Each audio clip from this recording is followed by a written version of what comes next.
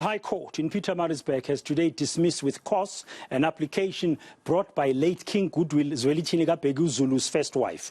Queen Sibongile Madlamini applied to inherit 50% of the late King's estate on the basis that she's the first wife.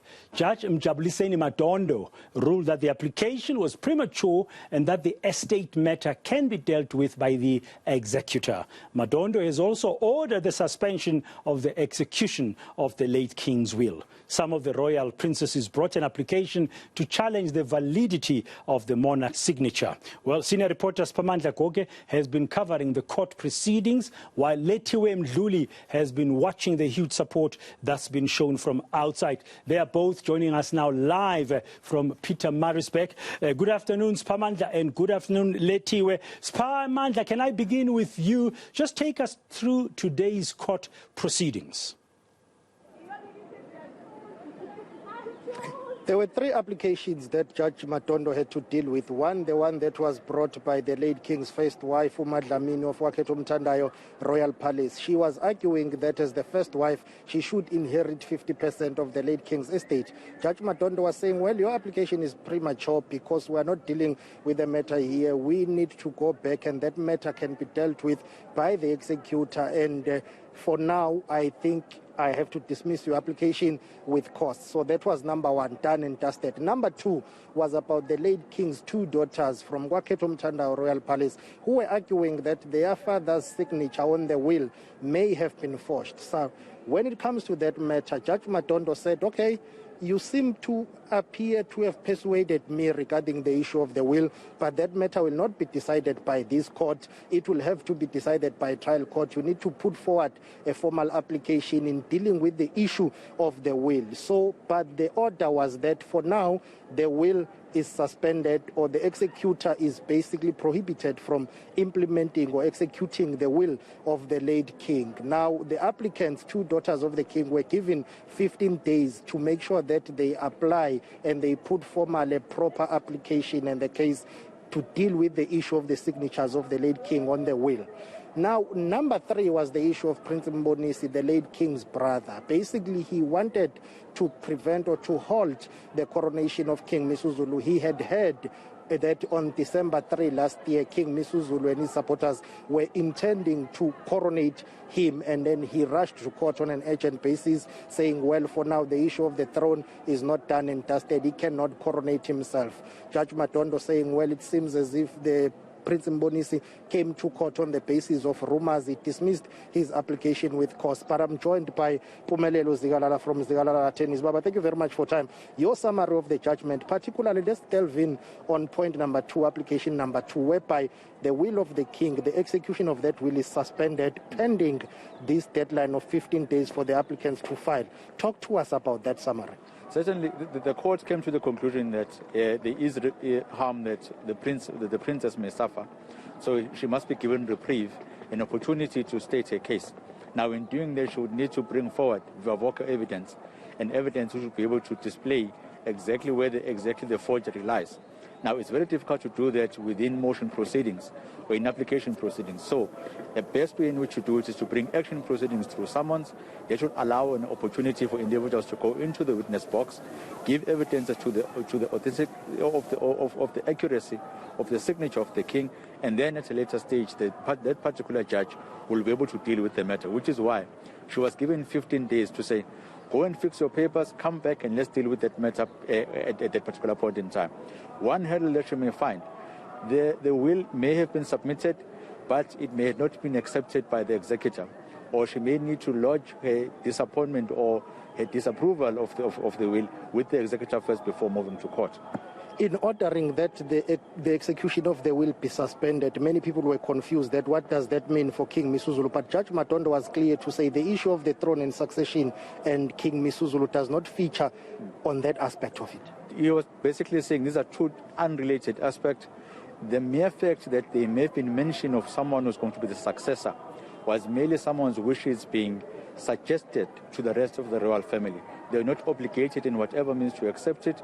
They still hold their independent views whether to accept or to reject it. Hence, it doesn't mix in any manner. What is much more important when it comes to the throne is the Zulu royal meeting which is supposed to be held, the attendees that are supposed to be there, and the manner of proceedings which then take place. And also, after those particular proceedings, and depending on the outcome, we then take it to the president. Now, let's talk about this issue here. I know nothing about the law, but Judge Madondo appears to have dedicated quite a chunk bit of time in dealing with issues of succession and the throne, basically paving the way for King Misuzulu to be coronated. Because if I were to quote him, he says he is an undisputed contender of the throne. There is no one who's contesting him, even though that was not the main application before him. Sometimes when judgment has been written or been delivered, there's a certain section called the obiter, in which the court will then say, this is not the main point in which we have asked to discuss or to rule on. However, it is a point of interest, and it's just that we pronounce on it so that at the end of the day, it is easy to dispel any misgivings or misunderstandings that may be there. So what Judge Madondo was doing was basically giving them a test case in which the court would look at whether to determine whether that particular method of selecting the next king has been flawed or is correct. Very briefly, let's rewind, go back to application number one here. The first queen wanting 50% of the estate. Judge Madondo saying this application is premature. The executor will deal with the matter later on. Definitely, he was saying, why should I declare your marriage as a civil one when it has not been disputed? There's no dispute that exists. There's no need for me to declare. If you want at a later stage and someone has laid the dispute, then you can come to court. But there are ways and means in order to do that once the estate has been lodged and the executor is about to distribute the estate of the deceased. Do you foresee some applicants and parties appealing this one? They may, but the chances of the appeal being succeeding are very minimal. What Judge Madondo was succeeded in doing was to lay the law down and lay the flaws in each of the following applications. It should be very difficult to deal with those flaws because you can't bring in new evidence. Once you go on appeal, you're bound by the four walls of the particular appeal. Thank you very much for time, Baba. That is Pumelelo Zigalala from Zigalala Attorneys, basically summarizing this judgment by Judge Madondo of the High Court Division in KwaZulu-Natal, sitting in Pietermaritzburg, Brother. Yeah, let's just find out while you're still connected, Spamandla. Let's go to Letiwe Mdluli because she was outside while you were inside there in the court, and we just got that nice summary there. Let's ask Letiwe, what kind of support was exhibited and shown outside, demonstrated in this case? Well, Praten, we've seen some celebrations from outside the Pietermaritzburg High Court. AmaZulu and Lizintombi gathered to watch the proceedings, the court proceedings from outside. And currently, I'm just going to ask my colleagues in Hlengiti to show you AmaZulu gathering outside. They've been receiving a briefing from some of the royal family members who shared with them what exactly took place inside. As you can see, the celebrations are still ongoing.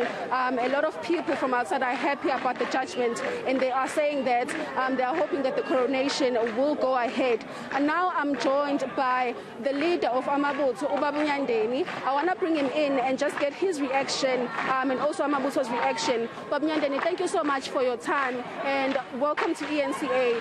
Just a bit of reaction from you as AmaZulu from what happened in court today. Angibonge dadewethu ngibingelele ngikhuleke esilweni esikhulu bayede wena uhlanga njengamabutho kaZulu nesizwe sonke sithokoze kakhulu ngesinqumo esikhishwe inkantolo namhlanje nakuba kukhona lo 15 days inkantolo obekileyo ongasinikeza ukuthula nokuphumula kodwa esikuthokozela kakhulu ukuthi namhlanje abantu bonke nabebezenzisa iqiniso bayalazi namhlanje yilokho sikuthokozela kakhulu sibonge kakhulu kundunankulu kaZulu umntana waphinda ngene inkosi esizwe sabuthelezi umsebenze usebenzile ukumelela lokhu loludaba kukhulunywa konke bekhulunywa enikwaziyo na njengeintatheli kodwa wama waba nomgogodla kulolu daba laseNdlunkulu siyabonga kakhulu sengathi ushenge uNkulunkulu bengathi amgcine alungise lesizwe esiyeweni kahle kahle singasho nje ukuthi isizwe sakwaZulu sijabulile njengoba sekuzoqhubekela phambili nanokuthi ke senilindele ukuthi King Misuzulu coronate uqhubekele phambili kahle kahle sijabule nje ubona insizwa nje izigiya ikhombisa injabulo ezinayo okubalekile ukuthi isicelo lesi esisibhekisa thina kundunankulu wesizwe sikaZulu emakhosini asendlunkulu abambe iqhaza elikhulu ekutheleni ukuze kufike kulesi sikhathi esikuso njengamanje kubantwana basendlunkulu siyacela ukuthi inkosi ayifakwe sibayeni siyacela inkosi ayifakwe sibayeni ukuze angabikho umuntu ozodlala adlalele odabeni lwesihlalo sobukhosi siyabonga. But then that was Babunyandeni speaking on behalf of AmaZulu. What he's basically saying is that they are hoping that the royal family will come together from now on and that the coronation can forge ahead. He's also making a mention of the fact that they're very happy about the proceedings in court today and also the judgment that came out. As you can see, Izintombi are still celebrating, and we've seen some celebrations by AmaZulu. And I'm guessing these celebrations are going to carry on until this afternoon. We've been told that they will not be leaving for now. They're still going to be singing and dancing outside, just basically showing how happy they are about this judgment. Thank you very much, Lethiwe Mdluli. As we conclude, Spamandla, let me come to you and very briefly, the dismissals of the two issues are very clear around the 50% share that Queen Misuzulu Zulu wanted to inherit, and also the whole issue of the coronation of Misuzulu Gazwelithini as AmaZulu king. That way is now clearly very open, and there's eagerness, I'm sure, on all sides for that coronation to take place soon. But that small matter of the will, just to understand, we expect another trial? Should we expect a court trial around that issue on the execution of the will with Judge Madondo suspended today? Indeed. So on the issue of the will, the execution of that will has been basically put on hold now.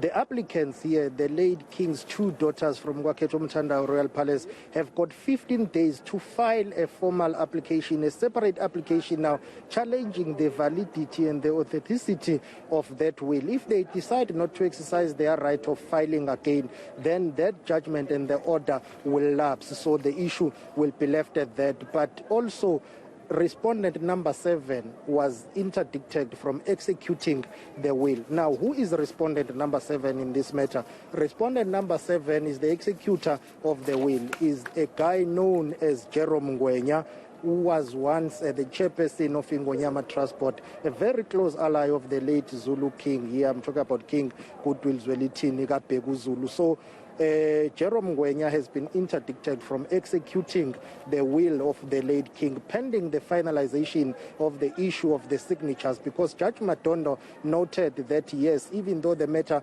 was discussed in this court, there were arguments, there were experts who were to come in and deal with the issue of the signature. There were those who concluded that the signatures on the will are those of the late king. However, there were experts who say, well, this needs further scrutiny. So up until that issue of the signatures of the late king on the will is done and dusted, that will not be executed for now. But it has got nothing to do with the throne and the issue of the coronation, because there were those who were arguing that technically King Misuzulu cannot be coronated because he is a beneficiary of that will. Now, King Zwelithini left the throne with King Misuzulu's mother, the late Queen Mantfombi. In turn, Queen Mantfombi drafted her own will nominating King Misuzulu to take over the throne. Judge Madondo saying, hang on, there is no mere mention there of Misuzulu in that will of the king. The throne was left with Queen Mantfombi. Queen Mantfombi drafted her own will, which in turn she says which in turn she said she was going to nominate King Misuzulu as the next king of the Zulu nation. So Judge Madondo was very clear to say here, with or without that will, King Misuzulu's ascendance to the throne would not be hampered by that, because either way, customary law and the tradition of the Zulu nation and the royal family was followed in nominating and endorsing him for the throne. However, the matter of the will is still going to play out in the courts. The will of the king, the late King Zwelithini Kapegu Zulu. Thank you very much for clarifying, Spamandla Goge, and also for telling us what has been happening outside court there to Lethiwe Mdluli. Now,